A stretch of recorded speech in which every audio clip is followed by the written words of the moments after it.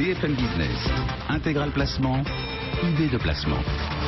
Tiens, en cette rentrée, il y a une autre question qui se pose à tous ceux qui ont de l'argent en Suisse. Oui, tous ceux qui ont de l'argent en Suisse et qui sont assez nombreux à nous écouter. Est-ce le moment pour eux de rapatrier cet argent placé en Suisse? On va essayer de leur répondre avec Vincent Kutkovic, cofondateur et directeur général de bienprévoir.fr. Bonjour. Bonjour Guillaume. Bon, c'est la tarte à la crème ou il y a de vraies raisons aujourd'hui, là, maintenant, en cette rentrée, de rapatrier son argent? Alors, je vais dire, en fait, d'une certaine manière, il y a un alignement des planètes qu'on ne retrouve plus sur les marchés, qu'on peut retrouver là sur la question des fonds en Suisse.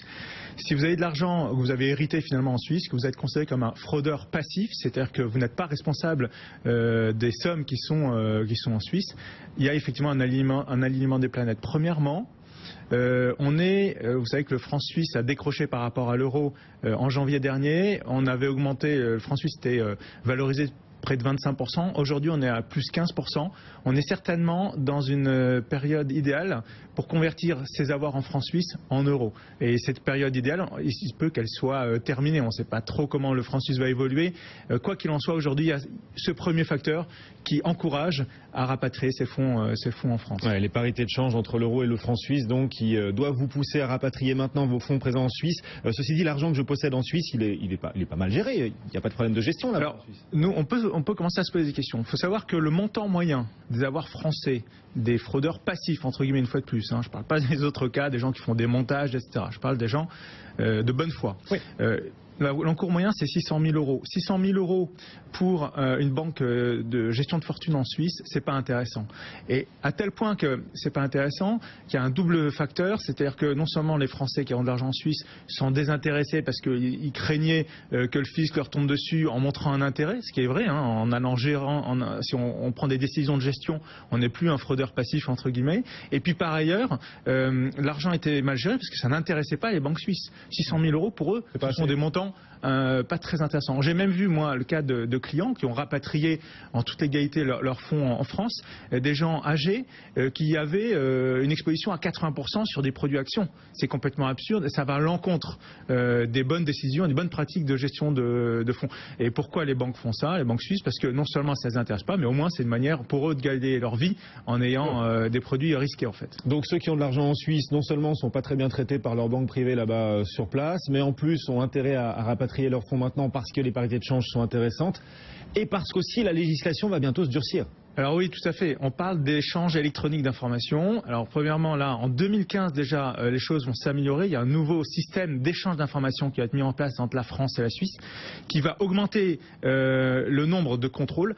Et d'autre part, en 2018, la Suisse ouvre les vannes de l'échange d'informations électroniques. Donc 2018, de toute façon, c'est la période, c'est l'année ultime à laquelle il faudra avoir rapatrié. Oui, puisqu'on aura des échanges d'informations automatiques. À partir de 2018, vous êtes prévenus, vous qui nous écoutez, qui nous regardez, justement dans ce contexte, comment bien agir, comment faire pour rapatrier ces fonds? Alors, il y a plusieurs étapes. Je dirais que la première étape, c'est de s'entourer de conseils. Là, vous plaidez pour votre paroisse? Pas seulement. Non, parce que je pense que c'est vraiment, on peut faire des erreurs et après, ça peut faire augmenter la facture. Premièrement, il faut aller chercher un avocat fiscaliste. C'est la première chose à faire. C'est très utile. L'avocat fiscaliste va vous proposer de déposer un dossier de régularisation au fisc. Mais avant même de déposer le dossier, il y a une première chose à faire, c'est une lettre de saisine. Imaginons que vous ayez pris la décision de rapatrier vos fonds. Ça peut prendre 3 à 6 mois. Et entre-temps, vous avez un contrôle fiscal. Si vous n'avez pas fait cette lettre de saisine auprès du fisc pour dire j'ai pris la décision de rapatrier mes fonds et de régulariser ma situation, vous risquez d'avoir un contrôle fiscal malgré le fait que vous avez déjà pris cette décision. Ça coûte cher de rapatrier ces fonds présents aujourd'hui en Suisse? Alors, oui, ça coûte entre 15 et 25% des fonds. Quand même? Oui, tout à fait. Attendez, c'est énorme. 15 à 25% de moins-value. Aujourd'hui, vous le financez grâce à la valorisation du franc suisse. On a pris plus 15% depuis un an. Avec les 15% de valorisation du franc suisse par rapport à l'euro, vous financez d'une certaine manière votre mise en conformité avec le fisc français. Donc aujourd'hui, c'est pour ça que c'est vraiment, il y a un alignement des planètes de ce point de vue-là. Bon, donc il faut, d'après vous, dès maintenant rapatrier ces fonds présents en Suisse. Je vois déjà venir les questions d'auditeurs qui vont me dire, bon, c'est très bien de rapatrier les fonds présents en Suisse, mais qu'est-ce qu'on en fait une fois qu'ils sont en France? Comment faire pour à la fois qu'ils me rapportent de l'argent et qu'ils m'évitent aussi de payer l'ISF? Alors finalement, une fois que vous avez payé vos amendes, vous avez payé les impôts dus, vous avez payé les régularisations d'ISF, c'est pas fini. La guerre n'est pas finie. Et là, vous pouvez vous retrouver face à un os. certaines compagnies vont avoir du mal à accepter vos fonds, certaines compagnies en France. Donc là aussi, il faut se faire accompagner. Ça demande de monter un second dossier. C'est pas parce que vous êtes régularisé auprès du fisc que les compagnies vont pas rechigner à prendre vos fonds. Donc là, il y a une organisation à avoir. Alors par rapport à, c'est vrai que quelqu'un qui aujourd'hui n'a pas ces 600 000 euros, il récupère 600 000 euros, ça va peut-être s'ajouter à un patrimoine et d'un seul coup il va être exposé au fisc, à l'ISF. Donc comment faire pour ne pas être exposé à l'ISF? Vous avez deux mesures idéales par exemple. La première, c'est de faire une donation. C'est une donation par exemple à ses enfants. C'est une manière de ne pas être soumis à l'ISF si vous êtes à la limite.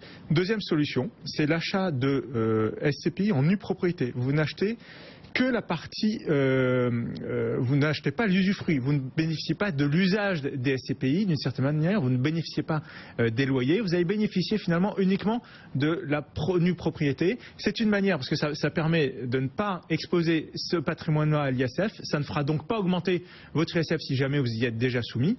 Et par ailleurs, au bout de 10 ans, 15 ans, selon la période que vous aurez choisie pour cet achat de nue propriété, vous allez récupérer 100% de ce patrimoine sans avoir à payer d'impôt sur la plus-value par exemple. Donc ça, c'est les deux solutions aujourd'hui qui permettent de faire revenir des fonds suisses en France dans de bonnes conditions et sans s'exposer à l'ISF. Sans s'exposer à l'ISF, ou en tout cas en réduisant l'assiette de l'ISF sans accident par rapport à l'ISF. La donation et l'achat de la nue propriété des SCPI, c'est pas très liquide quand même les SCPI. Non, alors là c'est pas liquide. Après il y a d'autres solutions. Vous pouvez investir dans de l'immobilier, vous pouvez investir dans de la pierre, mais là vous allez être fiscalisé, vous allez avoir des revenus supplémentaires éventuellement, donc de l'impôt supplémentaire.